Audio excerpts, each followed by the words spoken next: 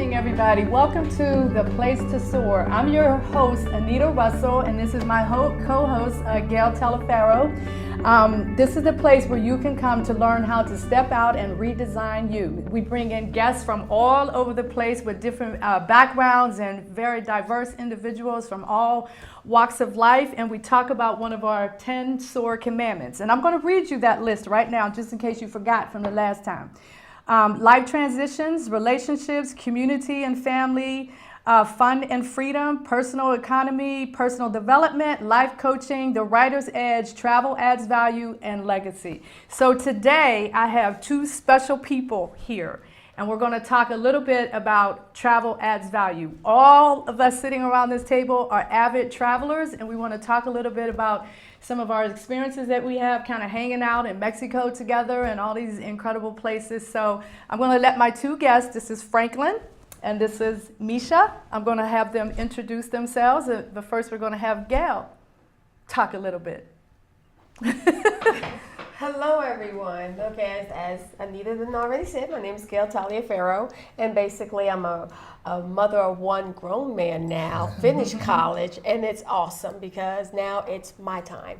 Now I'm able to do the things that I want to do with my life, and this is just, doors are opening up, opportunities are opening up. Right. So basically I do work in state government, about to retire from that in a couple of years. I do a radio spot. I'm a constant guest on IWU Radio it's internet radio, hamiltonradio.net. So I do that a couple of times a month, so that's very interesting. And I'm also doing a lot of community work. Right now I'm the executive director for the Seed Mail Mentoring Program, and we do a lot of volunteerism in the city of Trenton. So that's about. All right, so that's Gail. So we're going to just jump right in, and we're going to hear from our two guests. We're going to start with the lady, Misha Brown, and she's going to tell us a little bit about her incredible life. So, my name is Misha Brown. I'm a biology professor at a major private university in the city, and have a husband and 3 small kids. My kids are 6, 7, and 8. And between my husband and my kids, my family is just the joy of my life. They are my rock. They make everything else worthwhile to me, and everything that I do is really, about them and being able to strengthen what we have been building together. Just really enjoy hanging out with them, and as Anita said, travel adds value. That's one of the ways that we try to pull our family together and really enjoy being able to do that. Awesome. My name is Frank Ellis. I'm a student. I really just see myself as a pioneer, period. I just always wanted to be the one to, be able to bring something back to my community or my friends and my family and everything like that. So I just felt like, what I'm doing right now and the traveling that I'm doing is just going to set an example for somebody else, whether they're going to follow those footsteps or take bigger steps and things like that. I just wanted to kind of be a trailblazer, and, it's always a little wrecky or nervy or, it can be a little frightened and stuff like that, but in the end, it always works out. I've had amazing experiences just, traveling and doing different things that I've done and, taking the steps that I've taken. So I'm proud of what I'm doing so far. Awesome. Okay, so the SOAR commandment that we're talking about is travel adds value. So why don't you tell us a little bit about, what exactly does that mean? Our audience, some of them have heard that phrase for the very, very first time. So why don't we tell them a little bit about what does that mean?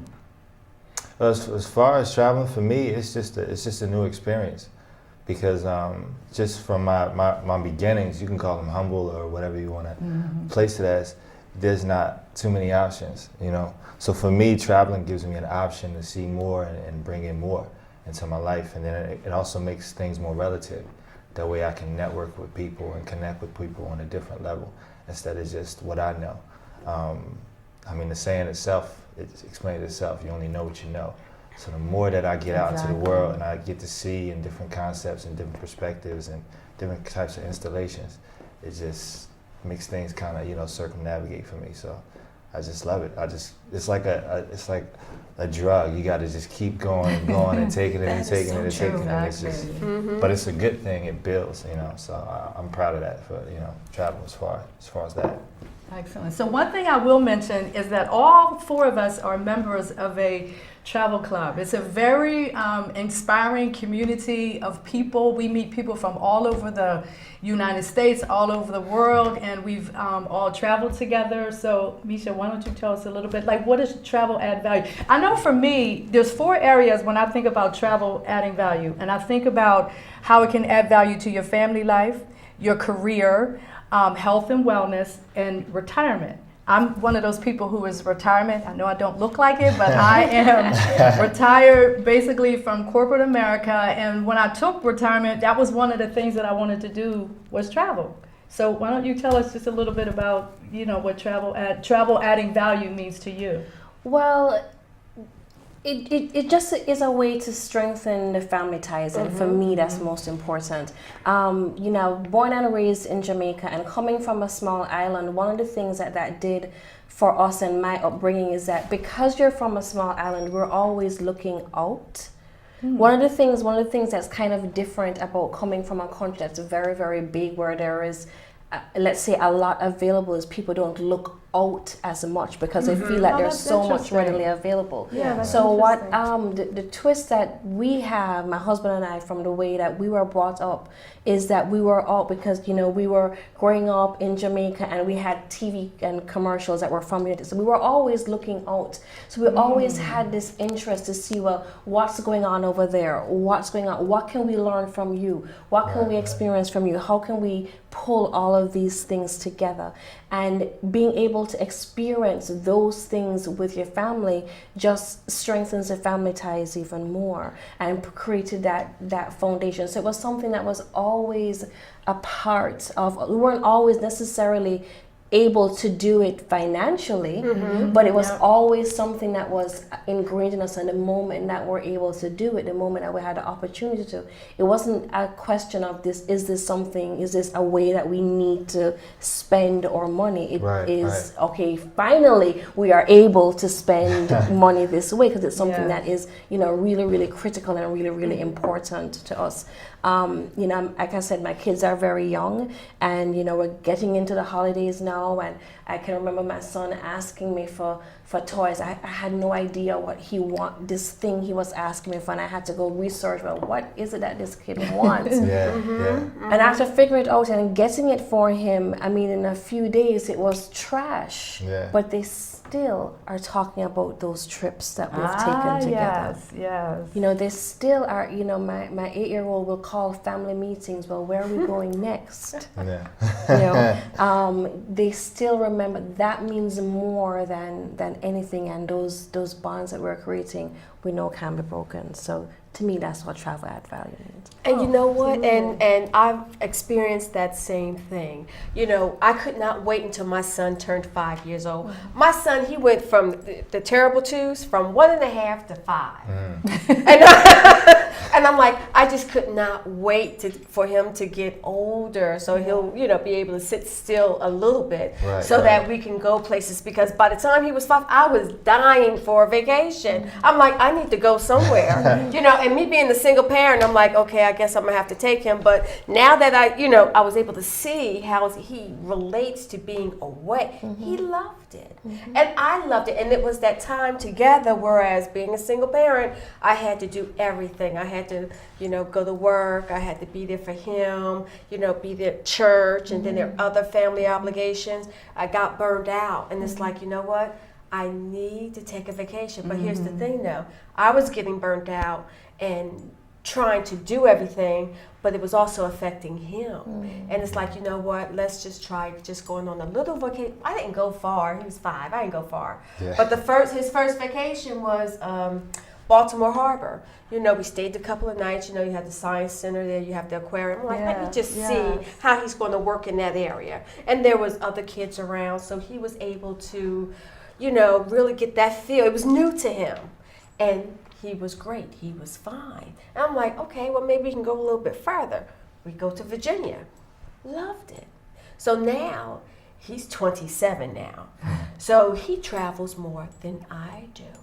But he still wants to travel as a family together.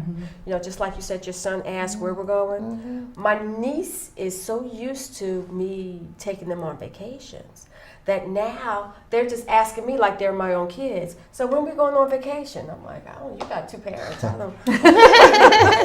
But it brings the family together. Yes, You know, absolutely. and those precious memories that we have from it, they'll never forget. They'll never forget. So I love it. It does add value. I need to, you know, a lot of people don't understand that when you're working all the time and then the family stressors that comes up, it's like you need to just get away, sit back, and just regroup. Recoup your spirit and just be able to relax and get ready for, you know, to get back into work in society. But we need those vacations. Well, travel creates that. It creates that common ground. As a matter of fact, just yesterday, I was sitting in the kitchen in an old house that we were helping my cousin move out of, and just the experience together, doing those things together, can actually, you know, bring this you know, this reminiscence of, you know, things that you did. We were actually sitting in the kitchen talking about all these different things that we did as a kid together. But when you can do traveling together, you'll always have that kind of thing kick in. Absolutely. Remember the time we did this, remember the time we did that, remember the time we did this, remember the time we did that, which is, it builds familiarity, you know. For me, I was just drawn in by television, like just seeing different locations and seeing different things. I was that kid that was like, the History Channel, or I was Discovery Channel and stuff like that. I had to fight just to, like, you know, watch those channels. But those channels kind of introduced me to like different, you know, looks and different views and stuff like that. And travel also adds a new depth too, because when you go to those places, you can actually expound on those places.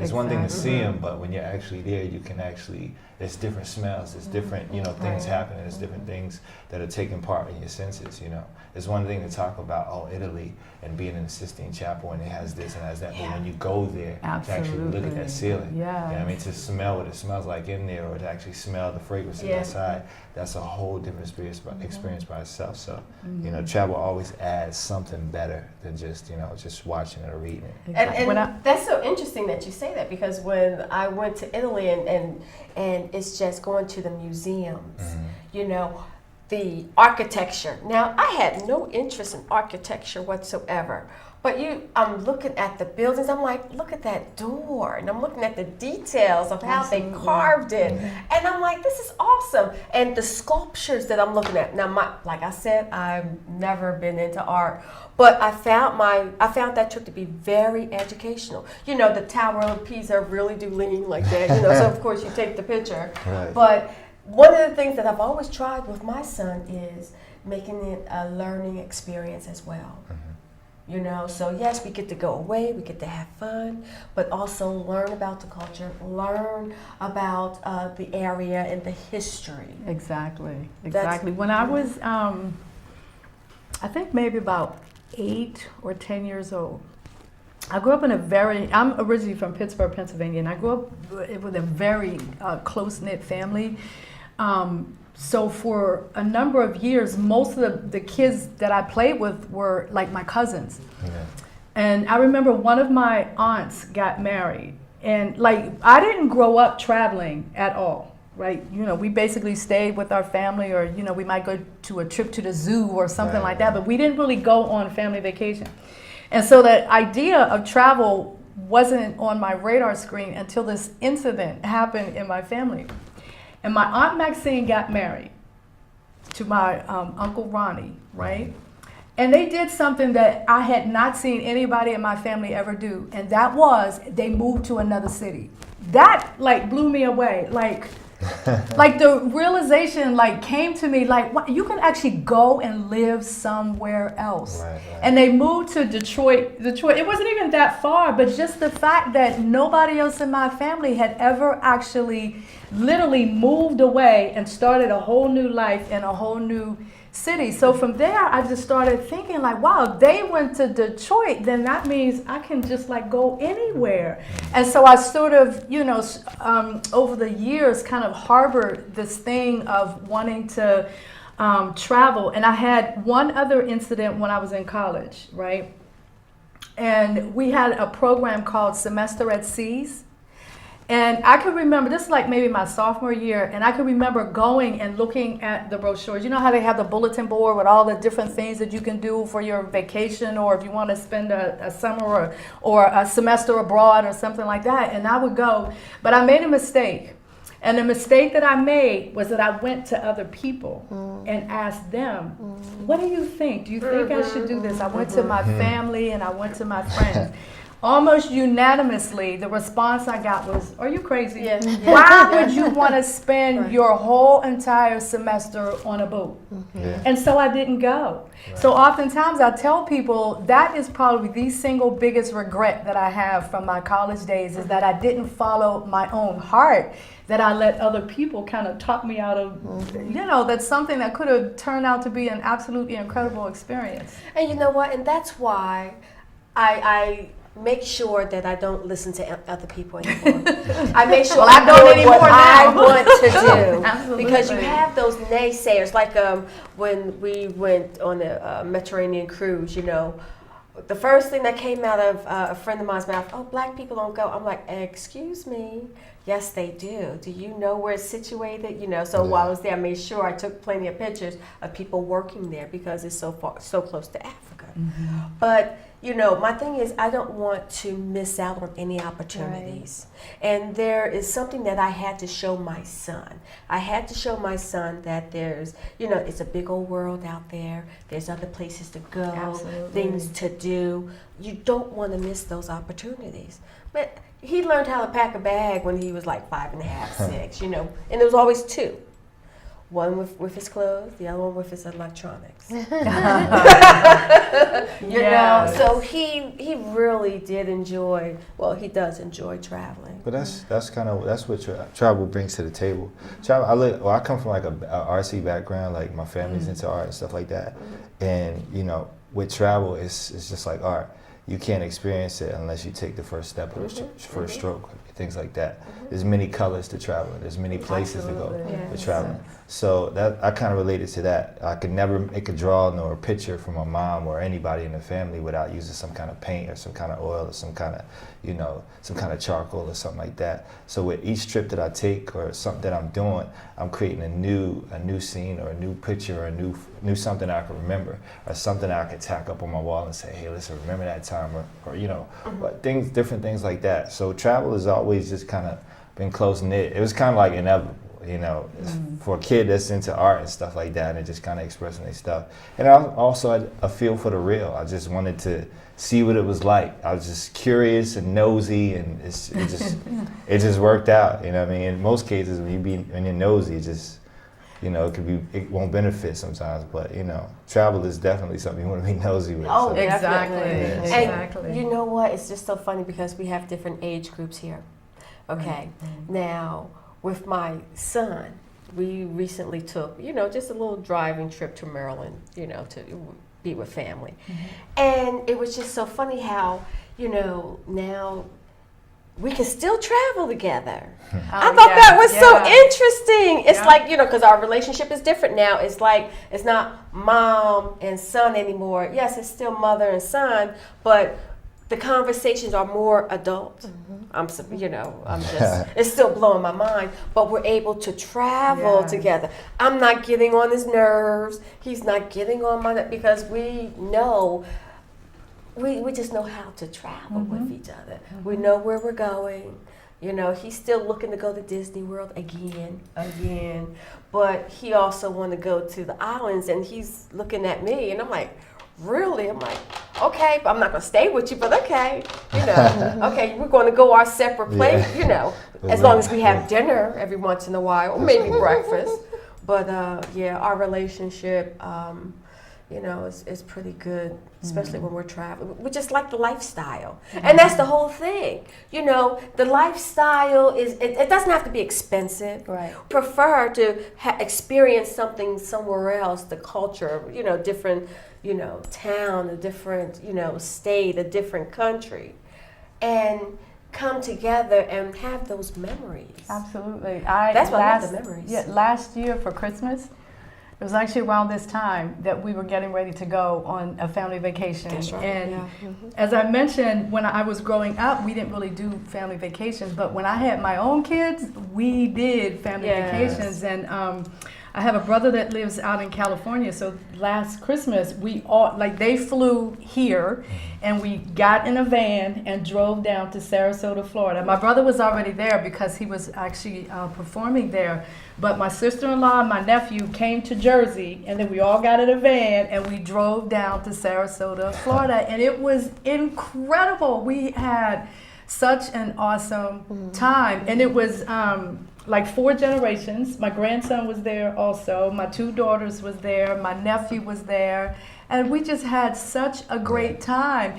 And they learned a lot because, you know, we all, you know, started sitting around. I think it was like Christmas Eve. We were all kind of sitting around. My grandson decided we were going to have a pajama party. So we were all just kind of sitting around in our pajamas and just talking and just talking about when we grew up, you know, because my kids were raised here, so they didn't get the benefit of all those cousins and all of that. So, you know, they were, well, who is this and who is that and how are they related and how did they fit? So we just had this incredible experience together as a family for Christmas last year. So, Misha, I want you to talk about, because you talked about the vacations that your kids, like, they take the Christmas gift, forget about those, but they always talk about the vacations. Always talking about the vacations. And I love what you were saying just now about having all of those generations, because we did take one vacation to Cancun recently, and I have a picture there, and in that picture I am in it, of course, my mother, my grandmother, and my kids.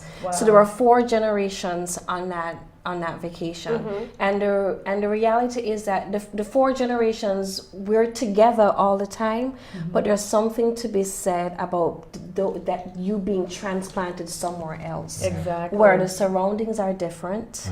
And everything else is different. The experience is different. The people are different. The food is different.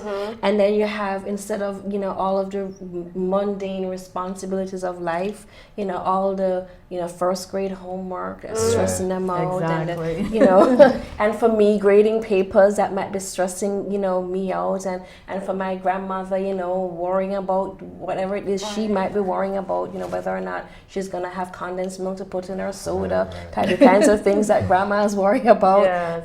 But just you know, being together for, you know, 24 hours a day in this location, you know, that's it's magical. Like, even like cooking. Yeah. You know, because when we were in Florida, we, like, sometimes I would cook, my sister-in-law would cook, my brother would, and it was just so, you know, so nice, because we were all sort of sitting around in the family room area while somebody else was in the kitchen cooking, and we're just talking and having a good time, and Zane's on his pogo stick, and I mean, it was just incredible experience. And you know what? And I like how you notice the difference in the kids, because that was going to be my question to you.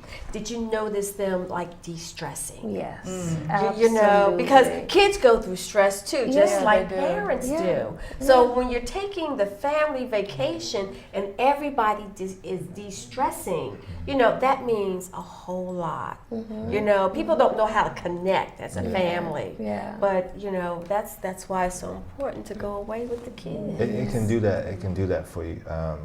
It's really like no matter where you are, but when you're able to have that free time away from, you know, being occupied or, you know, the daily grind and things like that, it kind of creates this atmosphere where you can kind of release information. You can release, you know, all the knowledge between everybody. Exactly. You know, you find out, well, where'd you learn how to make this, as far as you guys were talking about cooking? Well, where'd you find out how to make this, and how do you make that, mom, and how do you make that, grandma?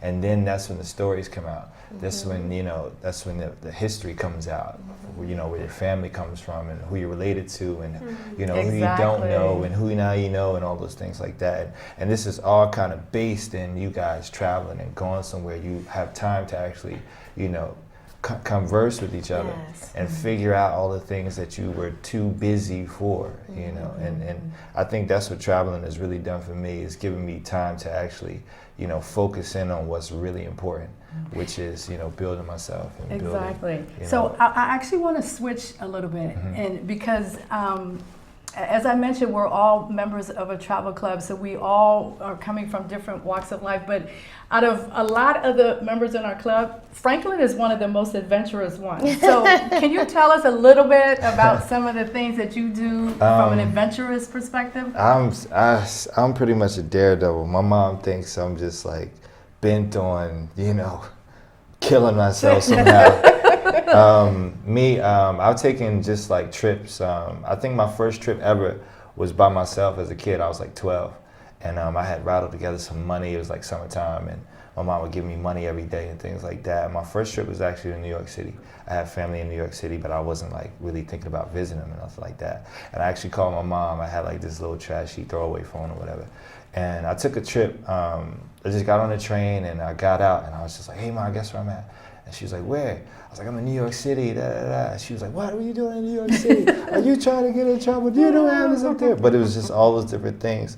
But even with travel, travel has taken me to just new heights of adventure. I mean, from skydiving to kayaking to snowboarding to everything like that. And it breaks the criteria of what we think is, for our certain culture or, things like that. Exactly. And what's cool about that, I even have family now today. As of yesterday, we were sitting down talking and they were looking at my pictures and they're like, yeah, I want to try snowboarding too, just to see what it's like, even if they don't end up liking it. But it's an experience to, get a chance to get out there. And so that's what gives me the gratification, like, oh man, the fact that I took that chance and, took a little heckling for that too. Like, exactly. Oh, people don't do that. Like, what are you talking, what? Are you serious? But now it's triggered, something in someone else's mind, like, hey, maybe that's okay. Maybe, maybe I should try that and I might get to like it. So, Absolutely. I cool. don't like snowboarding. I don't like it at all. My son and I, we went on this was years ago. He was a teenager. Went skiing in Poconos and, he's, there was a bunch of kids, And I'm like, okay, go ahead. Just watch out for the trees. Don't run into the trees. Please don't run into the trees. Right. And what does he do? Run into a tree? He runs into a tree. Of course. I'm like, of course. Well, at least you're standing here telling me about it. Right. That's not cool. So we're actually just about out of time. So what I'd like is if our two guests would kind of give our audience, what is that final nugget that you would like to say about travel and how it's added value to your own personal life? I just want to say, do it. I mean, for real, do it. We're at a place now where it's not how it used to be. It's not, financially out of reach anymore. There's so many ways that you can make this work, and there's so much to be gained from it. And none of us sitting here, as Franklin has said, can put into words what you're going to experience by experiencing it. You just have to do it.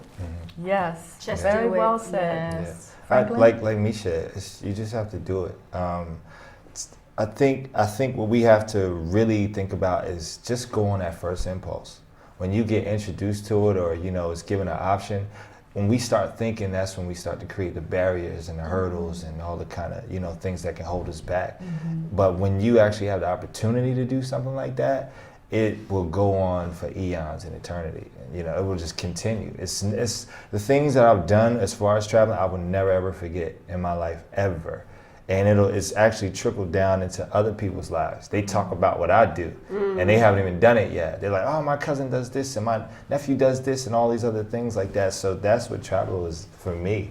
It's just the ability to crash through all of those different, hurdles and all those different, boundaries for me. So just do it. Like, you don't have nothing to lose, really. There's nothing to lose. Exactly. So I want to thank our audience and obviously thank our guests for joining us here today. If you want to learn more about what it is we do, and I'm hoping that you will, you can reach out to us at info@theplacetosoar.com. Gail, did you have any last words that you wanted to say? You have about 20 seconds. Life is too short. One of the things I tell people is I don't want to get older, have the ability of my mental abilities and and the less of the functions of my body and be left with I wish I shoulda coulda. you know, I should have done that, I should have been there, Yeah. should have done that. For sure. I don't want to have that. That's why I do what I want to do now. Yep. So for me, echoing what they just said, just do it. Just do it. Thank you.